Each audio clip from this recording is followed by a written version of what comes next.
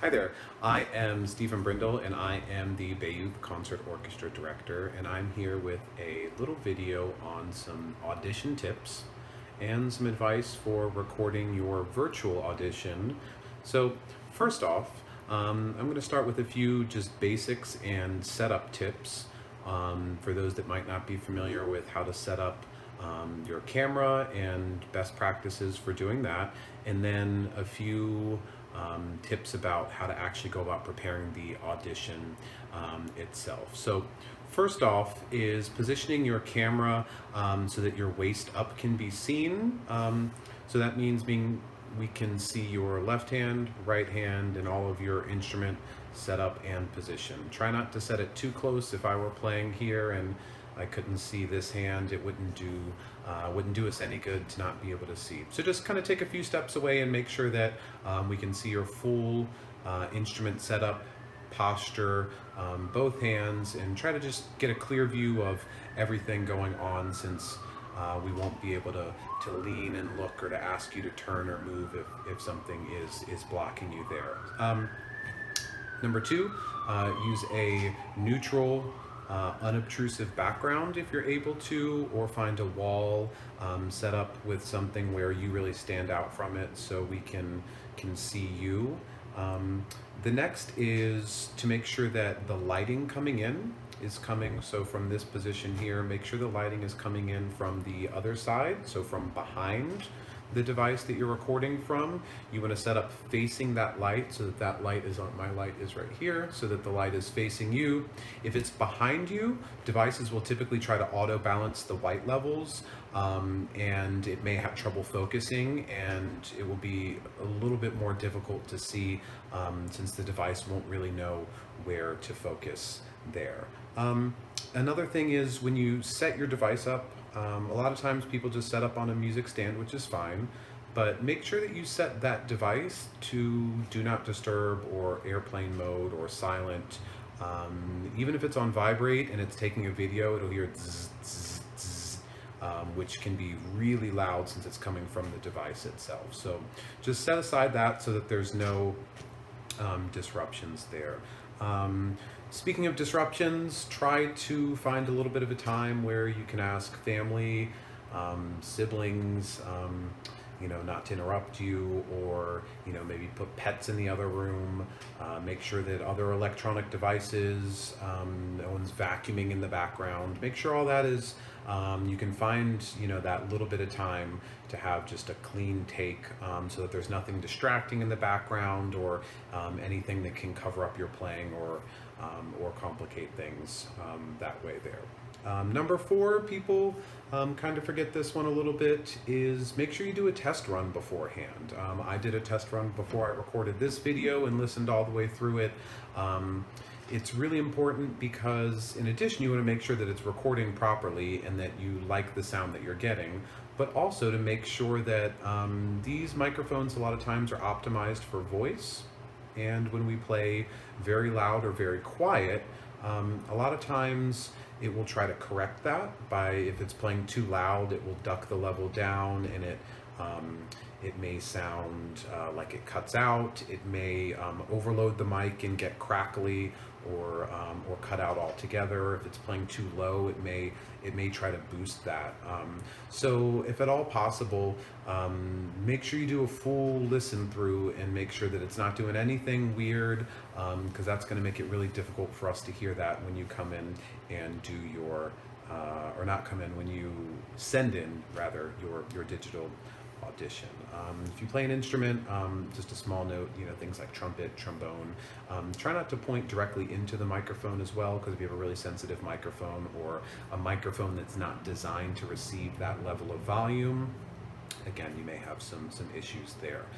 Most devices, now the microphone, if you have a tablet or a smartphone or something relatively up to date, it's not too big of an issue. But if you do run into some issues, even a very baseline, we're talking $20 of an external microphone that you can plug in, can be a huge help as well if you run into some issues with using the microphone on whatever device that you are that you're working with. Number five, don't wait to the last minute. for several reasons. It can be a great tool to start to work recordings into your practice sessions, and I think more musicians, probably myself included, should also get in a habit of recording and analyzing your own recordings. But if you wait to the last minute, then you can really burn out on having to crank out too many takes to try to get that perfect one, and you're just not going to have the time. So if you take a little bit of time and work in advance and maybe record something, sleep on it, come back to it, or step away from it, and identify those mistakes and do it again. You can see a lot of progress, and it can be a really great tool, but if you try to do it at the last minute, it can really burn you out, which kind of brings me to another tip, is that if you are someone that is maybe a perfectionist or likes to really get things perfect, or you can't hear anything but the mistakes, try to take a step away from that and focus on the big picture, and try not to get too hyper focused on the small details of the audition. Oh, I can hear that one blip in tone. Oh, I have to start over. You know, if you get into that loop again, it can be a really big slog to have to do take after take after take after take, and you're going to get more and more stressed and anxious about any tiny little mistake. So that brings me into the next point of make sure that you practice, not just practicing your instrument, but practice performing as a skill. Practice getting into that mindset of, you know, whatever gets you there, pretending like there's an audience there, or whatever, that you have to get through this whole thing, and building that skill of putting together the piece as a performance rather than, you know, oh, I could just stop this and redo another take. So the more you build that skill of being able to get through something, one, you'll be a better performer, but also it'll help you in your recording process as well, so you don't get bogged down in just take after take after take as well. So now let's talk a little bit about the audition itself. So first off, one way that you can help us as we all transition into this is make sure that you clearly announce your name and the ensemble that you're auditioning for, and also label the file name of your piece accordingly as well. So starting off, hello, I'm Stephen Brindle. I will be auditioning for BYOV Concert Orchestra, and maybe I would name that file when I saved it afterwards, Stephen Brindle BYCO Audition. That way it kind of helps us sort everything, because there's a lot of administrative work that goes on behind it, and also it helps just every now and then there's a few mix-ups in terms of people register for the wrong ensemble, and we can just catch those mistakes before they happen if we have that information. And we're going to be watching videos back to back, so having that in front of us, that we know we are looking at the right paper for the right person in front, since we're not going to know who you are. So just keep that in mind. Next is a few questions to ask yourself as you're preparing your audition. Think to yourself, can I play through this without stopping? Kind of what we talked about earlier about practicing performing. Make sure that you're comfortable getting through the whole piece, and that you can do that before you start drilling out those recording repetitions, unless you're recording to help yourself practice. And also, this is one of my favorite tips that I like to give out, is get nervous.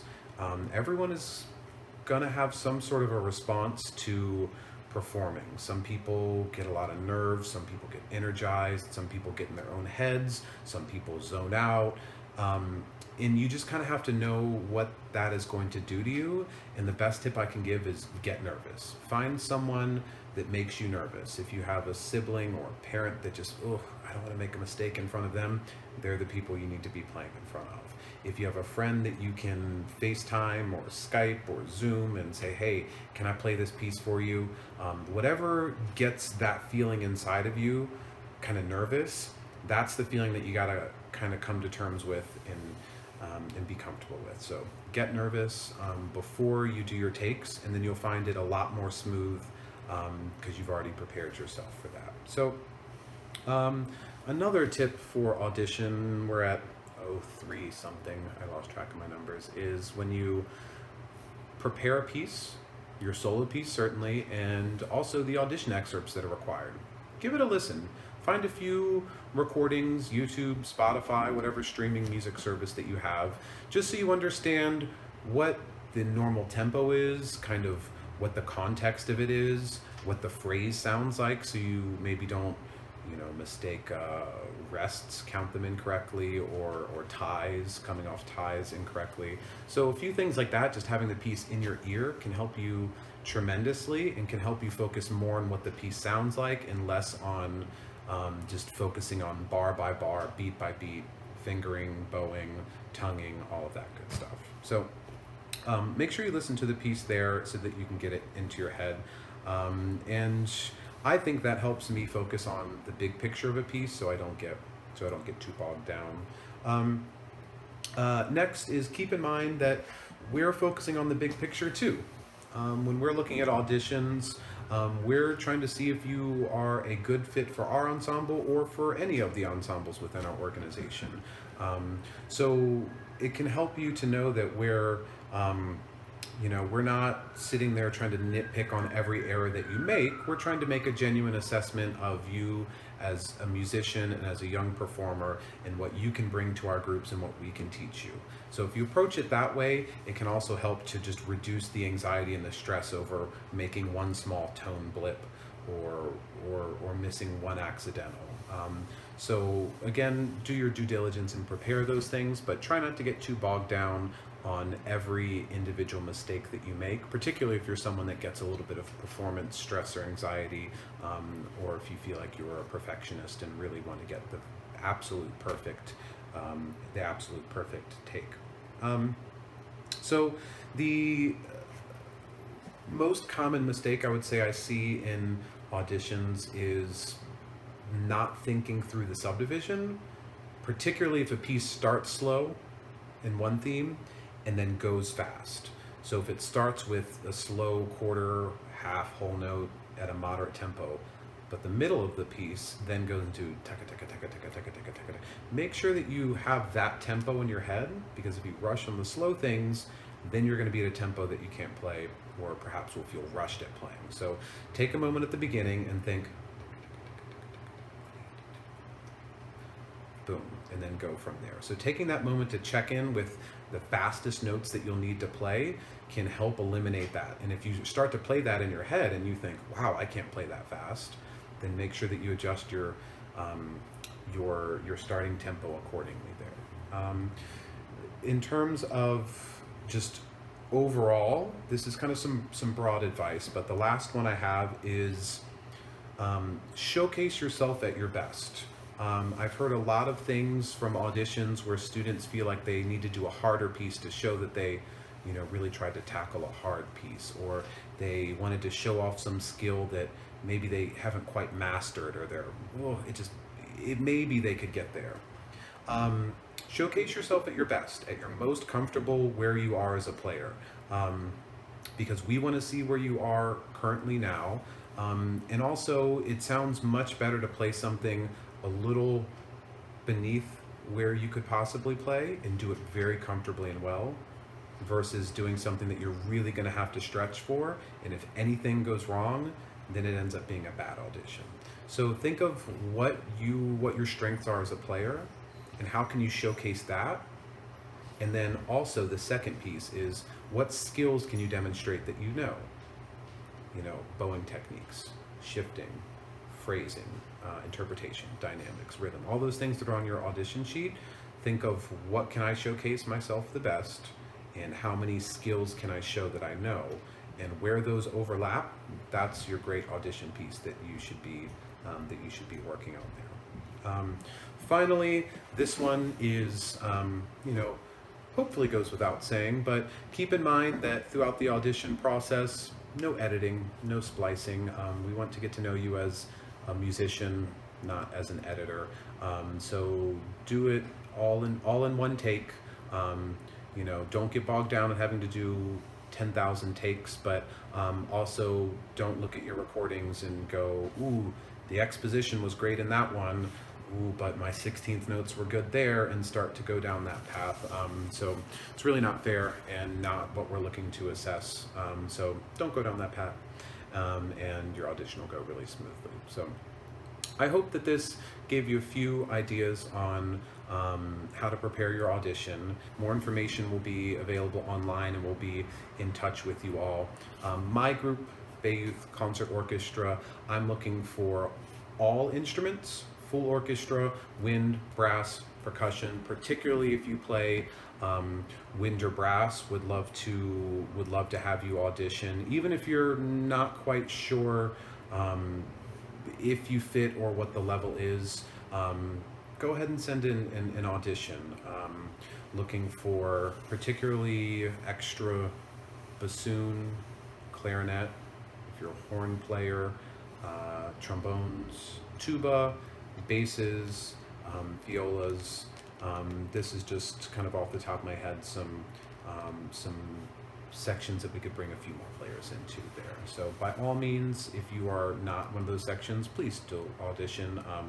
You know, we're a very healthy program and have lots of space for people, but looking for everyone, particularly those sections there. So in the meantime, we hope to be back to normal as soon as possible, but keep an eye out for social media and website, email, and all of that for updates, and I look forward to seeing your audition soon.